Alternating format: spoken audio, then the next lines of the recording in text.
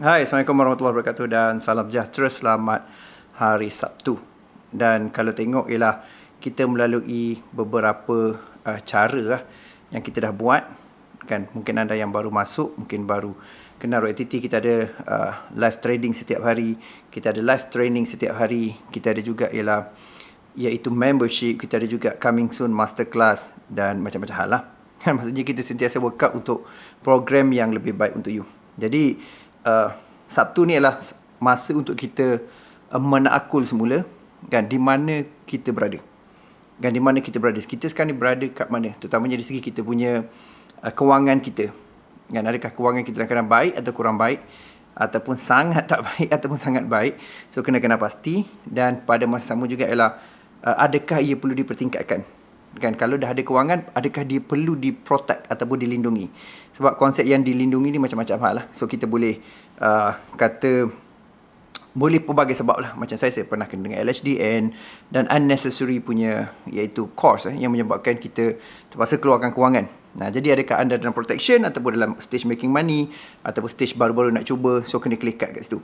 Okey, yang kedua ialah mungkin dari segi health. Macam mana anda punya kesihatan? Sebab sering kita dalam apa yang kita buat ni ialah kesihatan adalah perkara yang utama juga. Sebab kalau kita tak ada kesihatan, macam mana kita nak enjoy kewangan kita dan kita nak jadi lebih baik lah. Satu sudut. Lepas tu pada masa sama juga ialah clear juga di mana itu kita punya hubungan. Kan, mungkin dengan Allah Ta'ala, mungkin diri kita, mungkin pasangan kita, mungkin isteri kita, mungkin suami kita, mungkin anak kita, mungkin keluarga kita, parent kita yang masih hidup, ataupun adik-beradik kita. So itu adalah yang utama juga yang mesti kita lihat lah. Okay, so sebenarnya itu mukadimah je lah. Tapi poin saya pada hari Sabtu ni ialah boleh tak tolong sebenarnya share pada saya, tulis dekat bawah ni, iaitu apa sebenarnya yang berlaku pada you, terutamanya dari segi kedudukan kewangan you, apa yang you harap you nak capai dalam masa setahun, 2 tahun, 3 tahun, 5 tahun lagi, dan juga masa terdekat. Dan pada masa sama juga ialah apakah halangan utama ataupun apa yang you sangkut lagi sebenarnya dalam proyek tadi. You ni berada kat mana dan apa yang you perlukan.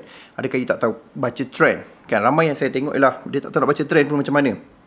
Adakah dia sebenarnya tak tahu mana sebenarnya nak entry, ataupun masalah modal, ataupun masalah tak ada masa, kan, ataupun masalah dari segi ialah tak konsisten, tak faham kenapa bila buy trend turun, bila sell trend naik, terbalik arah, kan, ataupun mungkin you dalam keadaan yang pening kerana terlalu banyak teknik dan sebagainya. So mungkin boleh bantu saya tuliskan di bawah ni. Video ni short, tetapi pada bersama saya looking forward untuk anda tulis semua di bawah ni. Hari tu saya dah hantar email sebenarnya untuk buat survey apakah 3 masalah anda dalam forex trading. Dan sekarang ni saya nak utarakan pada yang YouTube juga apakah 3 masalah utama anda dalam trading. Pasal saya nak rangkumkan selain daripada siri pengukuhan forex tu, saya nak buat juga video-video pendek dalam bentuk tutorial untuk bantu anda, iaitu supaya boleh selesaikan masalah.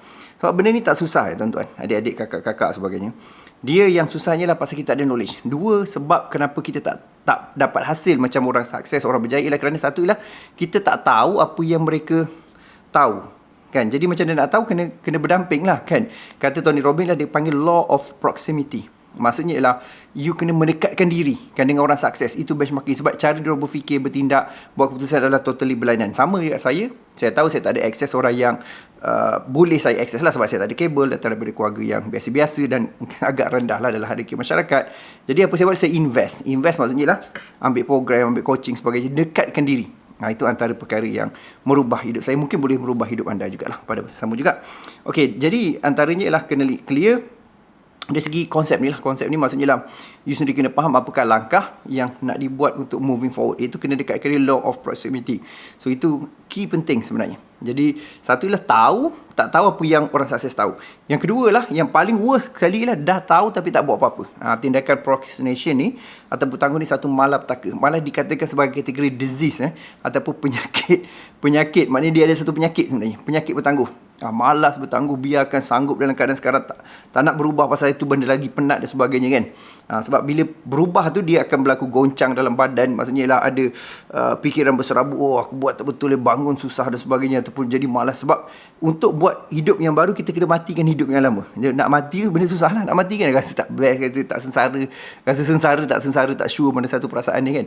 Jadi itu antara yang saya nak you nampak lah.